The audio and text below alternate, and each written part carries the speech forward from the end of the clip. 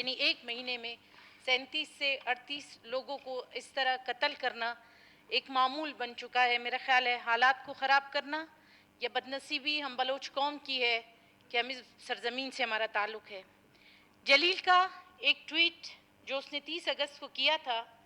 اس نے ٹویٹر پہ لکھا تھا، پنجگور کو چوروں اور ظالموں کو رحم و کرم پر چھوڑ کر خواب خرگوش میں سونے والوں، میری بد دعا ہے ایک دن تمہارے اپنے گھر سے کوئی لاش اٹھے، پھر پتہ چل جائے گا تم ظالموں کو کہ اپنوں کا غم کیا ہوتا ہے۔ یہ اس کی ایک ٹویٹ، اور اس سے پہلے بھی اس نے ایک ٹویٹ کیا تھا جس میں لکھا تھا کہ پنجگور آج ایک قتل گاہ بن گیا ہے۔ آئے روز ایک نہیں بلکہ دو قتل ہو رہے ہیں، کوئی محفوظ نہیں، سب ذہنی مریض بن کے رہ گئے، خدا را پنجگور پر رحم کرو۔ اس کو یہ نہیں پتا تھا کہ 5 سے 6 دن کے بعد وہی ظالم آ کے میری بھی دنیا اجاڑ دیں گے اور مجھے بھی اسی طرح گھر کے باہر قتل کر دیں گے۔ جناب اسپیکر، شاید یہاں خالی کرسیاں ہیں، نہ آپ کے امن و امان سے متعلق نہ آپ کا آئی جی ہے، نہ آپ کا ڈی آئی جی ہے، نہ آپ کا سیکٹری ہے، نہ آپ کا ہوم منسٹر ہے، آپ کے اپنے منسٹرز نہیں بیٹھے ہیں، یہ ایوان کی خالی کرسیاں، ان سے صرف میں بات ہی کر سکتی ہوں، لیکن میری آواز شاید ان تک نہ جائے، لیکن شاید ان قاتلوں تک جائے، کیونکہ انہوں نے کہتے ہیں جس پہ گزرتی ہے اسے پتا ہے۔ میں خود ایک شہید کے گھر سے، شاہینہ کاکڑ یہاں بیٹھی، وہ ایک شہید کی بہن، ماجبین شیران ایک شہید کی بہن، یہاں پہ ہمارے بیٹھے ہوئے جتنے بھی لوگ ہیں، کہیں نہ کہیں کسی نہ کسی کے گھر سے کوئی گیا ہے۔ جلیل کو اکیلے قتل نہیں کیا گیا۔ جناب اسپیکر، میرے معذرت کے ساتھ میرے شاید الفاظ میرا ساتھ نہیں دے رہے، کیونکہ جلیل میرا ایکس کولیگ رہا ہے، ہم نے ایک ساتھ کام کیا ہے، وہ ہنستا مسکراتا ہر ٹائم سب کے ساتھ ایک ملنسار بندہ، اس میں کوئی ایک نیگیٹو چیز نہیں تھی کہ جس کو میں کہوں کہ جس کی وجہ سے اس قتل کیا گیا۔ جناب اسپیکر، ان قاتلوں کو شاید میری آواز پہنچ جائے کہ تم نے ایک جلیل کو قتل نہیں کیا، اس کے معصوم بچوں کا قتل کیا، اس کی بیوی کا قتل کیا، اس کی وہ بیوہ بہن جو اس وقت کینسر کی موذی مرض میں مبتلا ہے، جس کی کفالت جلیل کر رہا تھا، جس کے بچوں کی کفالت جلیل کر رہا تھا، تم نے اس کو قتل کیے، تم نے اس کے بہن بھائی کو قتل کیے، تم نے صرف ایک جلیل کو قتل نہیں کیا،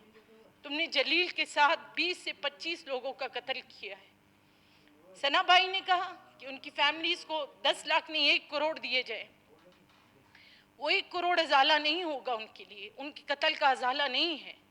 کیونکہ ساری زندگی یتیمی جو اس کے بچوں کے نصیب میں لکھ دیا انہوں نے، جو بیوہ ہونا اس کی بیوی کے لکھا ہوا تھا، جو اس کے ماں باپ، اس کے بہن بھائی، یا اس کی وہ بہن جس کا میں کہہ رہی ہوں کہ کینسر سے اس وقت جس کا علاج جلیل کروا رہا تھا، ان سب کا تم لوگوں نے قتل کر دیا۔ یہ 1 کروڑ یا 10 لاکھ اس کا ازالہ نہیں ہے، بلکہ یہ 1 کروڑ مزید ان کے ساتھ دشمنی کے مزید ہم ان کے بچوں کی زندگی میں ایک عذاب ڈال دیں گے کہ 1 کروڑ ملے ہیں، اس کے باپ کو قتل کیا، اس کو 1 کروڑ ملے ہیں اور یہ سارے پیسے لے کے چلے گئے۔ یہ سوسائٹی اس بچوں کو اب ایکسیپٹ اس طرح سے نہیں کرے گی۔ یہ سوسائٹی نے، یعنی میں کہتی ہوں اس قاتل نے ایک جلیل کو قتل نہیں کیا، کئی لوگوں کا قاتل ہے وہ۔